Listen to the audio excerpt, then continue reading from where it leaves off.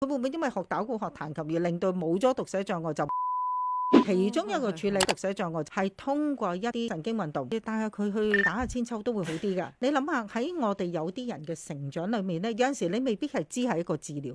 總之小朋友咁我通山走咁啊，唔知點解走走下我又冇事發生。係啊。但係依家我哋小朋友冇乜呢咁嘅機會。冇錯，你有機會你喐下喐下咧，如果佢唔係咁嚴重嘅話咧，佢係會輕微啲嘅。阿爸爸諗住叫學打鼓啊嘛，俾啲小朋友走個協調啲咯咁樣。而家呢個叫本末倒置咗，應該係話當佢協調得好啲嘅時候咧，佢打鼓又會好啲，佢個彈琴好啲。佢會唔會因為學打鼓學彈琴而令到冇咗讀寫障礙就唔會？調翻轉頭係因為你處理佢讀寫障礙嘅時候，令到佢嗰個協調做得好咗之後咧，佢做呢一啲會做得叻啲。係，我記得話喂會好噶嘛讀寫障礙，佢細個冇俾人好好處理，然後去到大嘅時候，我哋都諗啊大咪就係唔會處理得到咯。但係總講話俾你聽唔係嘅，如果你發現啲特徵嘅時候，其實你好好處理。